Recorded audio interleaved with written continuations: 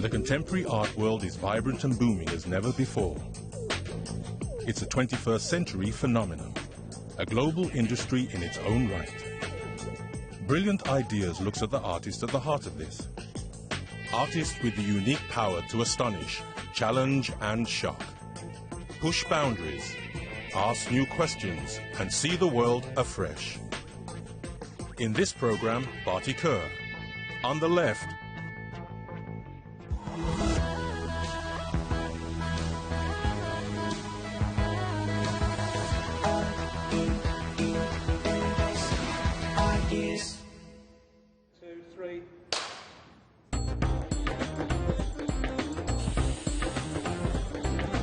foreign-born of Indian parents, Bharti Kher was brought up amongst the public schools and private estates of an archetypal English suburb. This was an upbringing that she rebelled against when, at the age of 23, she left London behind and moved her life and her heart east to join the other 16 million souls already living in India's capital, Delhi. To be an outsider is very interesting, because you have a very different perspective. You see things that other people don't see. Bharti Kher's perspective is always fresh, because there is something pugnacious. She's got her dukes up. She's not going to pull her punches if she has a certain perspective. Ever since her arrival, she has been wowing the art world with her ever so slightly outsider looking in, somewhat skewed perspective on life in India and beyond. She represents one of the best contemporary artists of India of today's times. A classically trained painter, Bharti's body of work expanded to include sculptures and installations which challenge cultural and social taboos, as Bharti is only too happy to explain. There's extreme research, there's intense thought, and there's an honesty about her which percolates her work. I have some of my most interesting conversations with Bharti Kher. There's a great curiosity in that mind. I was born in 1969. My parents came to the UK in 1967. So I grew up in a place called Epsom. I went to school there. And I think, yeah, growing up in the suburbs is a uniquely British experience, isn't it? And the suburbs were uniquely white, actually. Being different teaches you a lot of resilience.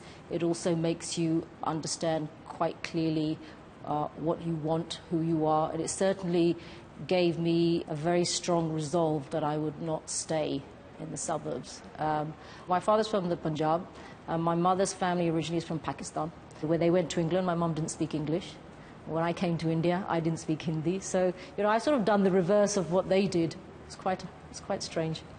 I was very fortunate to have the most extraordinary art teacher at school, so he kind of opened a door for me. It was this door, it was a place of magic and alchemy and creativity, and I was absolutely convinced that I was going to do art.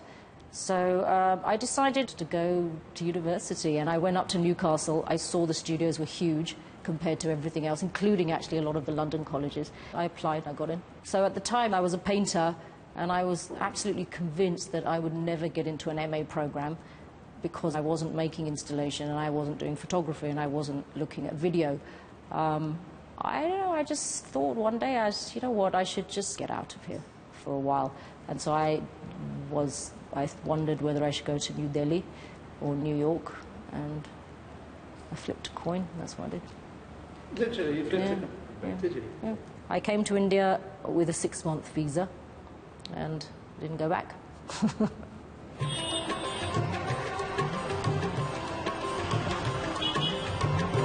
When Bharti arrived in Delhi in January 1992, she stayed with friends of the family, who set her up with a studio in the center of town. Very soon after, she met her future husband, a struggling artist then, but now probably the leading contemporary artist working in India today, Subodh Gupta. So very early into my trip in India, I had met Subodh within perhaps a month or so.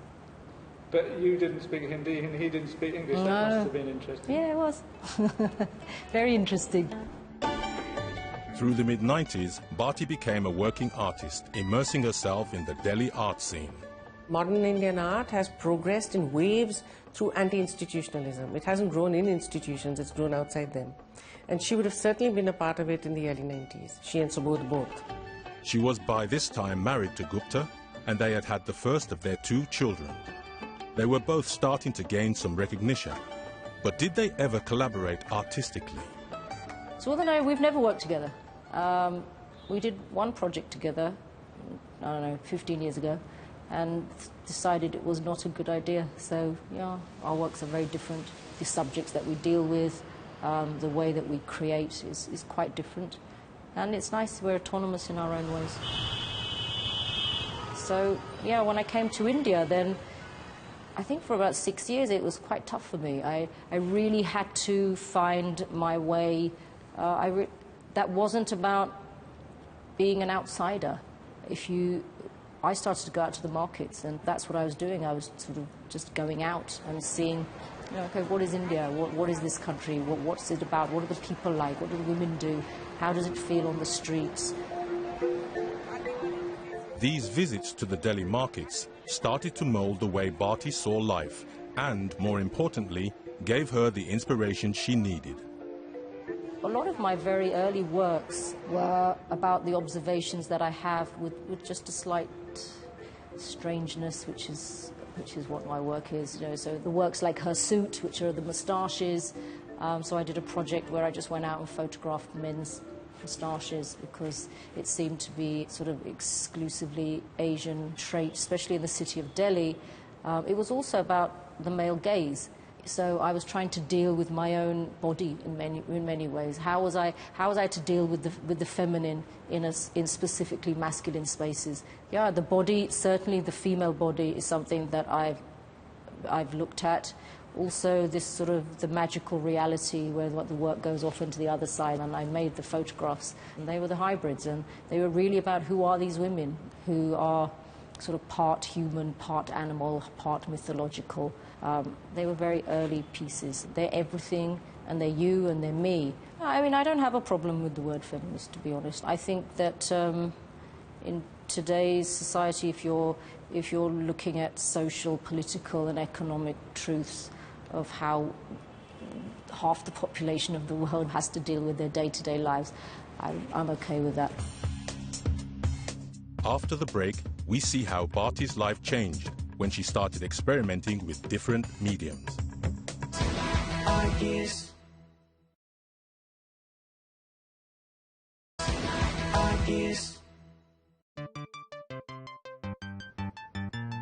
Award-winning Indian artist Bharti Kher had always been first and foremost a classically trained painter. But it was when she started to experiment with other mediums that her works became more popular. I started moving away a little bit from the painted image, and I started making sculpture, and especially looking at objects and the ready-made. And I made this very early piece called Asian Babe, and it was partly a toy that I'd taken from my son, and it really was the first time that I took something and stuck to change the surface of an object. She also had sound. She had this little Indian doll head of those dancers that sort of move their head from left to right in this very sort of cliched Indian yes, no, like this kind of way.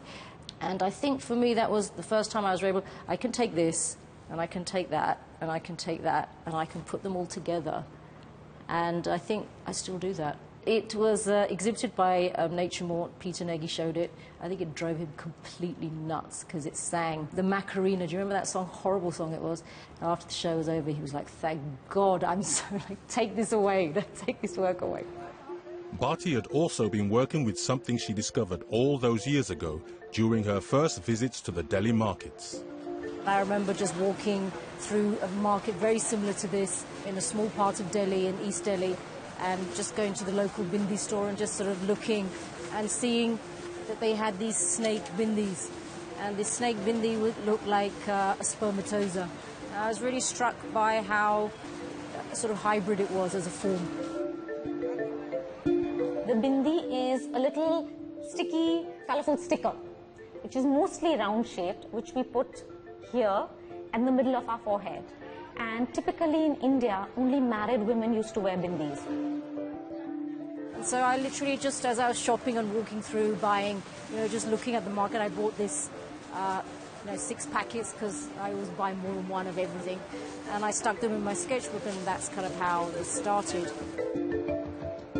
This relationship with Bindi slowly developed to become a huge and vital component within Bharti's body of work. Here is a person who views what is incredibly Indian with eyes that are slightly different. For me, it's a conceptual idea for the consciousness. It's both secular and ritualistic. I don't think I was even looking at all of that when I first started making the Bindi works. It was very simple. I just picked up a ready-made, it was a sign. I thought, let me use this.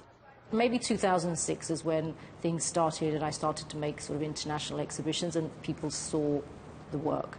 And of course, the work, The Skin Speaks a Language Not Its Own, is a piece that most people know my work by, but that was also a sort of breakthrough piece just in terms of I was aware that I had now activated a material that had its own meaning. The piece is a life-size sculpture of a dying elephant.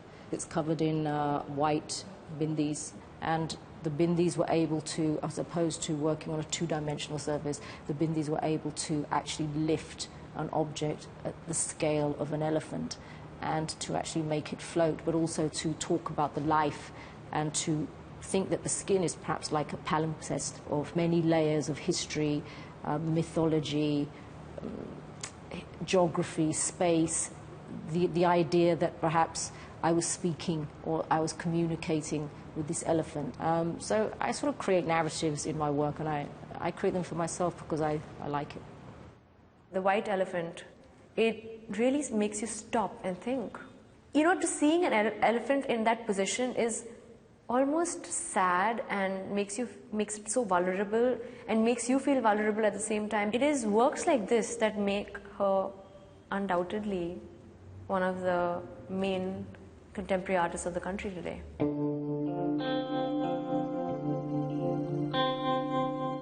In 2015, Bharti was awarded the Chevalier des Arts for her contribution to the landscape of contemporary art.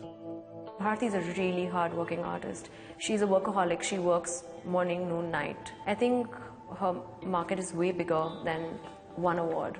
I think she's proven herself time and time again. India's influenced my work profoundly. I think you see it in my practice. I don't really see how it can't. I think all artists are deeply influenced by where they live and where they work.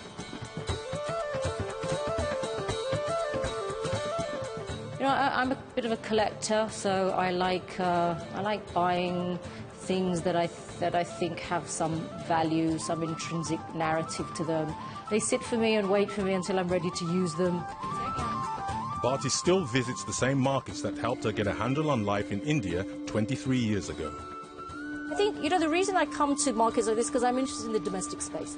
And so I think a lot of my work goes back to the idea of the interior space. And it's something that I've referred to in my practice from the very, very beginning. And so this is why I continue to use objects that have history, that have some kind of decay, that have an element, they're visceral as well as visual. And so for me, they sort of almost do half the work for me. And then what I do is, like what all artists do, is then the transformation happens in the studio. So this is my studio. It's on 3 floors. I've been here for 5 years and really grown into the space. I love it here. The light is fantastic. This is a new project I've just started, so I'll be working on this for the next few months with all these figures and figurines. These are the sari pieces. This is an ongoing project. These are saris that have been painted and dipped with resin. I call them portraits of women, and they're all people that I know. This floor is where I sort of finish all the works and look at all my works. Downstairs is where I make the Bindi works, and the top floor is where all the fabrication of all the sculptures is done. So this is where we paint and prepare all our Bindi boards. I have a set of carpenters downstairs who make all the boards first in wood, and we cover it in a teak. And then these guys, the painters, spend about 5 to 6 days preparing the surface. The reason I do it in the studios is because then I can quality control the finish and then I can approve things, and if they need to be redone, they get redone, basically. And this is particularly unpleasant standing here doing this. Yeah, it's not good stuff because it's car paint, so you actually should be wearing a mask. So in the studio for me is like a bit of a kitchen, actually. It's like there's lots of pots cooking at the same time. The way I approach my work is very plural and quite fluid, so I start some projects just because I want to play with the material. I start others because it's a line of inquiry. A lot of the times my work is ideas-based, so the idea is imperative to how I begin the project. The ideas generate the next ideas. So it's sort of like a lot of experimentation. What would you say your work is about? Lots of things. Lots and lots of things. I think essentially it all comes back down to the body and the engagement of the physical self in a space. So even the more abstract pieces, even the bindi pieces, even the sculptures, there's a deep concern, a genuine concern about not just the physical body, but also the journeys within the body. Bharti's work makes a statement on the state of women in the world and generally, and in specific in India. I think Bharti has two distinct forms of practice. One is the bindi works. They deeply affect the senses and they're chromatically very engaging. But the sculptural works that she likes to do are edgy and are much more disturbed. They deal with issues of eros, death. They violently displace expectation. And that's what makes them so challenging. As you look at this work, you clearly see the depth, the creativity, the boldness that comes across in her works. The painting speaks to you differently each time you see it. After the break, we discover how Bharti's work continues to develop in new and strange directions. Ideas. Ideas. Having been an internationally renowned contemporary artist for nearly 20 years now, Bharti Kher has amassed a back catalogue of work, charting her move from painter to sculptor and installation artist. I think, you know, all artists have a famous key piece, and sometimes those pieces actually haunt many artists, actually. So, although I have a very strong affinity to the skin speaks a language not its own, sometimes I just want to run the other direction when I have to talk about it, because I actually love my new children. I love my new babies much more, you know. When you ask me what's my favourite work, it'll always be the work that I'm just making now.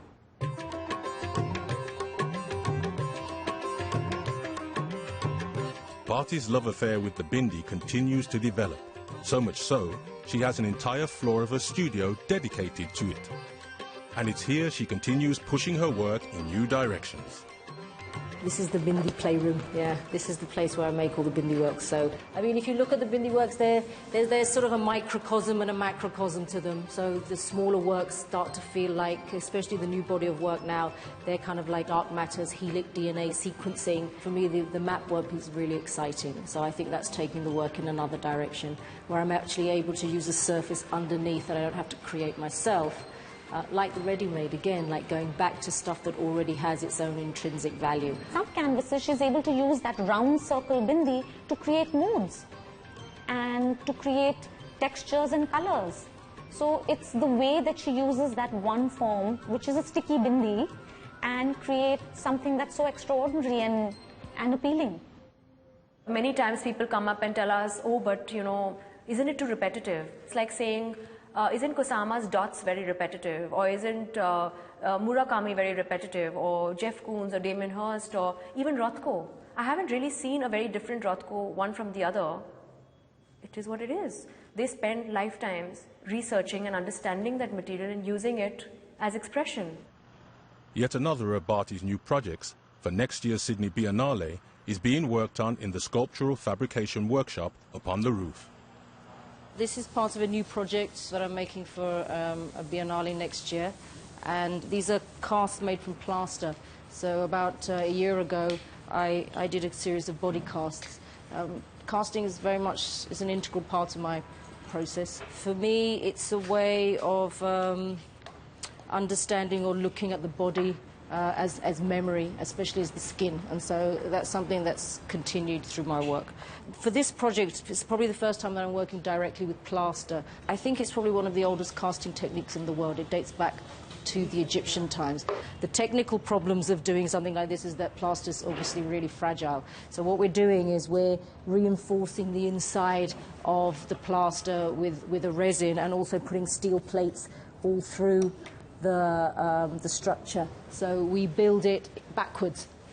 Transport is probably one of our major challenges, actually. Shipping really large, because a lot of my works are very large and very fragile. Our customs is pretty dreadful. So, you know, if there's something that says fragile this way up, it'll arrive in Delhi upside down and chucked off the back of a truck. A lot of the works that I make, I have to think about, I know the maximum size of a crate in India that goes by air freight, which is 7.5 feet wide. So if I make anything that's much larger, it has to be dismantleable. So a lot of times, you know, galleries or artists, oh my God, why do you make these works that are so difficult to assemble? It's like, well, I wouldn't be able to get it out the country otherwise. If we want to make them big, we have to reinvent them somehow.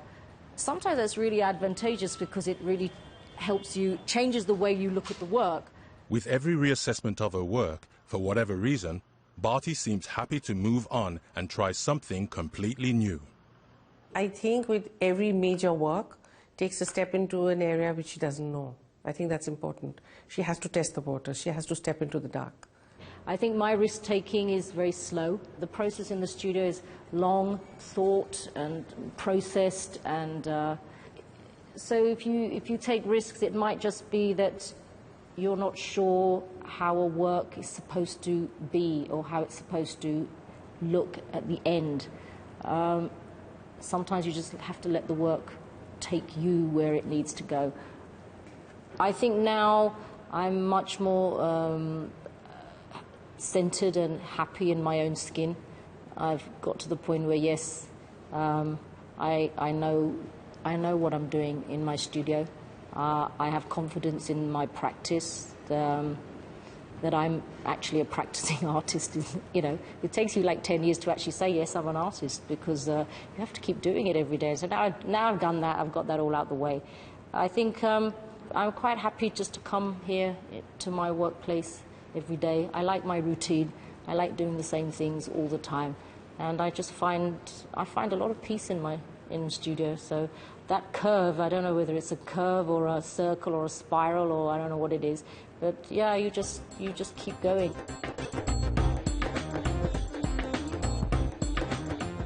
She's creative, she's smart, she's dynamic, and I'm quite sure her best is yet to come. When I view a Bharti work, I think, if anything, it's uplifted the viewer experience for Indians. It's uplifted what we should expect or what we would want around us, or our expectation of what contemporary art should be.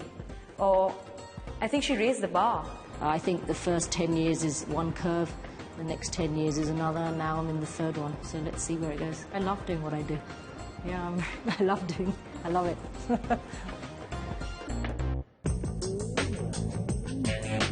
it.